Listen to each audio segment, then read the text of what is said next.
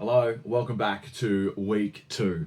Now, I will admit it is Friday when I'm recording this and the week is nearly over. We had a public holiday here on Monday, and then just my full-time job has just been quite busy this week and I haven't had the time to record. So this is going to be pretty much a recap of the next 3 days. And look, once again, that's the reality of running this Pokemon card business as a hobby, if you will, and on the side. While you have a full-time job, is you're not always going to have time. But look, we're just going to dive straight into the things I want to achieve this week. Albeit a small list, this is what I'm going to try and achieve. So let's have a look.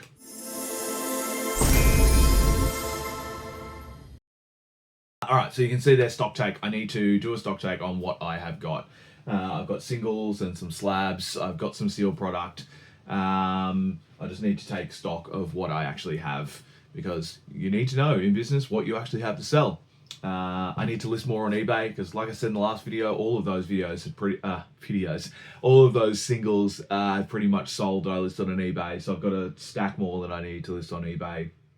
And the social media, I need to actually try and get this idea that I've got tested and filmed and do like a test one for it. So those are the 3 things I just sort of want to achieve this week. As usual, we've got buying stock, packing and sending orders. Hopefully later today, some of those boxes that I ordered will arrive. They are scheduled to arrive today, so if they do come, I'll do a video and show you those. But look, that is the week's, the next 3 days sort of ambitions for this. Got a bit of time over the weekend, and we'll see how we go. All right. So what I'm going to do, just as I build this, is I'm going to do a brief discussion on certain topics around Pokemon card businesses, and it might be responding to a question or a comment, which is what we're doing today, or it might just be a general topic that is interesting and important to Pokemon card business, and this will help in those slow weeks as well, which is what has been this week.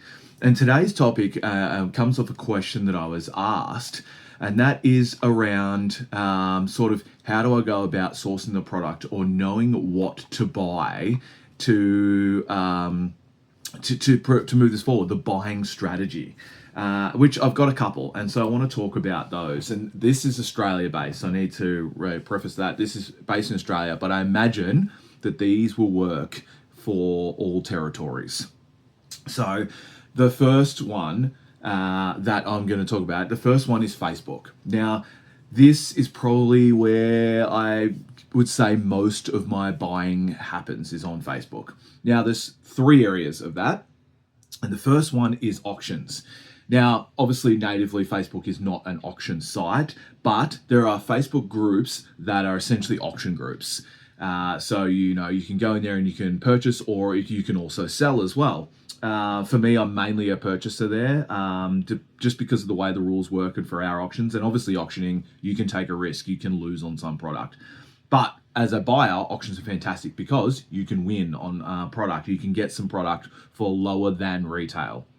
And later in this video, I'll show you some of the things that I picked up via an auction. So what I recommend is getting on Facebook and seeing if there are any Pokemon card auction groups. Sign up to those and just bid. Go your hardest and look for product, but you do need to look. And for all of these strategies, it does take time and consistency. I check 3 times a day, every day. I'm checking these auction groups to see if there's anything that I'm interested in purchasing. So that's my first advice. Facebook auction groups, fantastic for getting product. And good thing is most of those people are vetted by the moderators. I can't speak for all the groups, but the one that I'm in is sort of vetted and moderated quite well, in that scamming is quite low. The second one is Marketplace. We all know Facebook Marketplace. That's where you're sort of finding you're either finding random people that just find cards and just want to sell them, or there are people that obviously know what they're doing and selling them on Marketplace. But though it's handy because, like I just mentioned, you get some people who just find cards in the garage and just chuck them up on Marketplace, and you can get some really good deals with that. Now, Marketplace, I would be just wary of what you're getting. That's when you're most likely going to find sort of scams and fake cards. So with Marketplace, I would generally use that as something that you can go and find or go and pick up and view yourself and do the transaction in person. And often Marketplace, that is the case because, you know, you're looking at your local area. You can expand that search wider, but I find that for the marketplace part of it specifically, I use it for local, so that I can see the cards and everything in person, and I've got some great deals. And the good thing about that and all of these social media strategies is building connections, because from these I now have regular connections that I just ask, have you got anything, or they will offer me product to buy. And those sort of the transaction rates that we work on are similar. And I'll talk about those rates in a second. And the third one is groups, Facebook groups. There are tons. I hazard to say hundreds of Facebook groups, selling groups. We're all in them for different sort of things, but there are heaps of Facebook groups for Pokemon cards. The one thing I will say about that is that a lot of people, everyone knows the value of the market right now. Everyone wants market. So it's a lot harder to get a deal out of a group, but it still is possible. Now, that's all well and good finding it. So auctions speak for itself. Marketplace sort of speaks for itself because you can barter. Groups. How do you get a deal in a group? Now, the way I do it is, you have to basically buy it at 70 to 80%. But that's the reality. You have to buy it at 70 to 80% of a collection. And that is the best way to do it.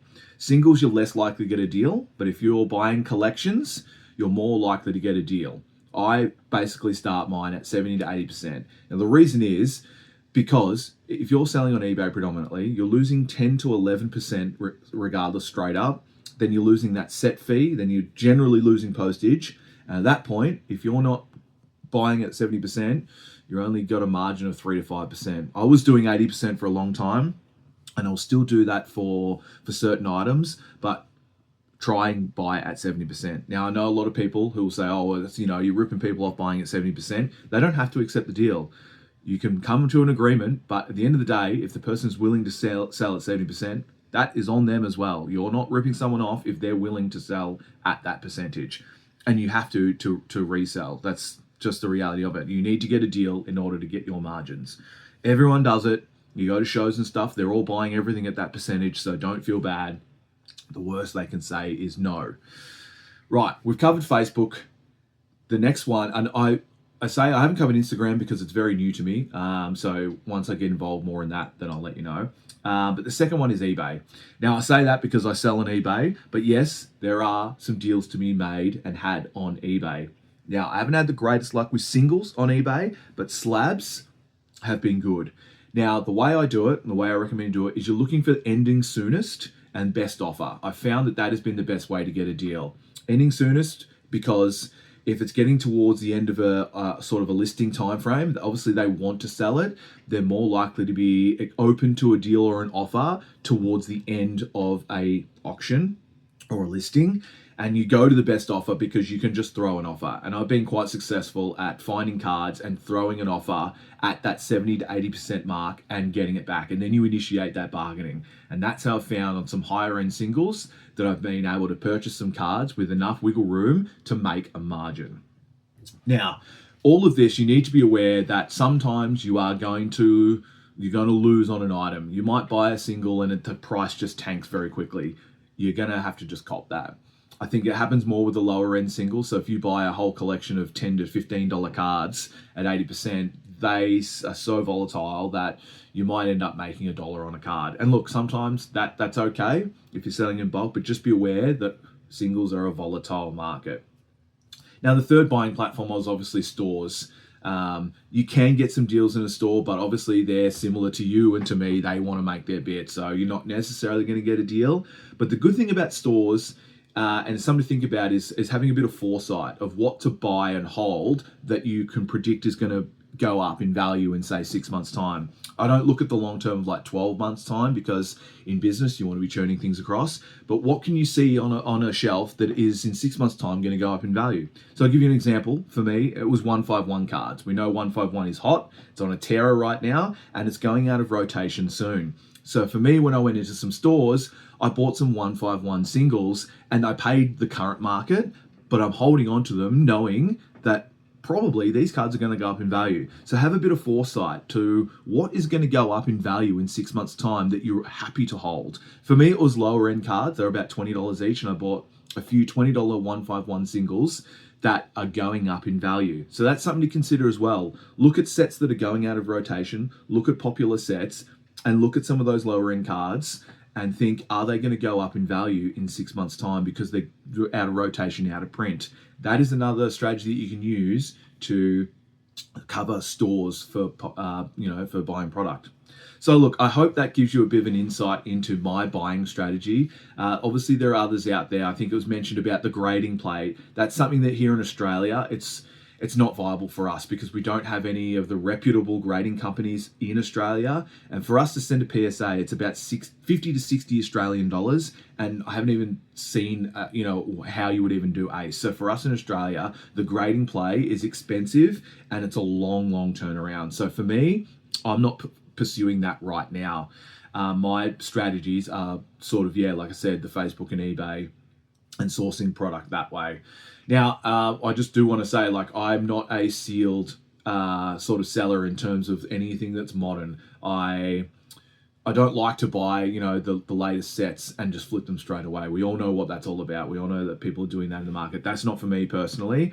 I will buy older sealed to sell. So anything that's sort of 12 to 18 months older out of print, I have no problems in sort of, taking that in. You take that in at shows and selling that. But new sets, like say, for example, Ascended Heroes. Yes, I've got some ETBs for my personal collection because I'm a collector as well. But I'm not just buying those to flip. You could buy some of those for yourself and put them away and for future planning. And I'll go into your goals about being in Pokemon business. But for me, reselling sealed is not my thing. I leave that for the stores and so that people can have product and sealed product. So look, I hope that's a little insight into my buying strategy. If there's any further questions around that, please, leave a comment and I'll try and address those. Thank you so much. Welcome to the end of week 2 of restarting my Pokemon card business. It was a very quiet week. I'll be honest, it was a very quiet week. I didn't get a chance to do much at all. Like I said, I have a full-time job and obviously everyone has a personal life as well. And that's totally okay. Sometimes you're not going to get a lot done, but you can still move the business forward, which is what we did this week. But in terms of, reaching some of the goals and things like that, I didn't really get there at all. We'll have a quick look at that and then we'll do a brief sort of, rundown for the week. So looking at the list there, stock take, didn't get to it. Still have stuff everywhere, did not get a chance. List on eBay, also did not get to it. I'll hopefully get to it this week. I've got a lot less on, so hopefully get a chance to do so. Social media, tiniest little bit of progress. I'm still going to say no, didn't get anywhere with it, but what I did do is, and hopefully this comes up okay, is I made some little cards that go in with the eBay orders. So they're just little cards that sort of, with a QR code linking to the channel and some of the socials there. I think they're good. The last time I sort of did this, I sort of did these cards as well, and it sort of worked really well. If you're sending out a lot of orders, you may as well, right? So we will put those in each of the orders. So it's small, but it's something. And like I said, if you're making one step forward, it's better than making no steps forward at all. So we did a slight little bit. As for the side quests that are always there, pack and send orders, there was only 3 orders this week. So the total sales value for the week is on screen there somewhere. It's on screen there. It's not a lot this week because I didn't list anything on eBay, but it's still moving the business forward. And also the reason I'm not saying it is because I don't actually know yet. I'll be honest, I there's only been 3 sales and I don't know. So I will put the number up there. It's going to be low though. Buying. That's one thing I did do this week, which we didn't do last week, but I did sort of say that, there's some stuff on the way, and I'm happy to say there is. And if you look and had seen the previous part of my video where I talked about my buying strategy, you'll see how this sort of relates. So there's 2 sort of things, and it's really cool actually. There's 2 parts of it. So the first one, a marketplace, and this is from a connection that I have that I've dealt with before, and I'll show you. We've got Phantasmal Flames booster bundle, and the main thing I wanted is an old Charizard EX box. Can't get these anymore. Now, the reason that I sort of picked that up, so as I said before, the newer sealed, this I'll probably just keep for myself and probably just open it up. But sometimes you got to make a deal. I made an offer to get this Charizard box at a cheaper price. I sort of thought I'll pick another item and sort of combine it and knock off the difference. So sometimes to get a good price on something else, you might need to grab something else as well. Multiple items help for a better deal. So that was just at a local marketplace. So that local Facebook marketplace deal worked really, really well. Sorry, just had to do a quick cut to make sure that you could actually see the product, which turns out you can, so great. All right, cool. Second deal was from an auction. And so this is a really good example of how you can get in a deal on an auction. So what we got was Shining Fates boxes. So this sort of fits my criteria because they're well out of print. So I have no issues in sort of buying and selling these at shows and things like that. But we got 3 of them. You can see there, 3 Shining Fates boxes. Now, I essentially got the 3 of them for the market price of 2. So when you look at the auctions, you obviously look at your market price, and that's a great example of being able to get product at a good price. I paid what I would pay for 2 of them. I got 3. I think. I won't say the number. I think, I paid $170 for, and including shipping, to get 3 of them to my place in Australia. So 170 Australian dollars is what I paid for them. I think they go for about $80 to $90 each. So there's certainly some margins to be had there. So yeah, we bought some product this week, and those are 2 really good examples of sort of wins from those marketplace and from auctions. Fantastic. So look, I'm going to wrap the week up there. Like I said, it's been a slow one, but we got some product, so we're moving the business forward. We're gaining that inventory, which is what you need to be doing, and we'll see how we go in week 3. If you've got a comment or a question or anything like that about a topic you'd like me to talk about during this coming week, please, by all means, send me leave a comment in the video, like and subscribe if you're enjoying the journey. Thank you so much for coming along. Since subscribers come through, which thank you so much. That first video was my biggest viewed video by far. So it seems that this type of content is catching people's attention, and that there are a lot of you who are interested in this, and it's great. And I'd love to have you along for the journey, long term. And we'll see how we go in week 3. Thanks. We'll catch you next time.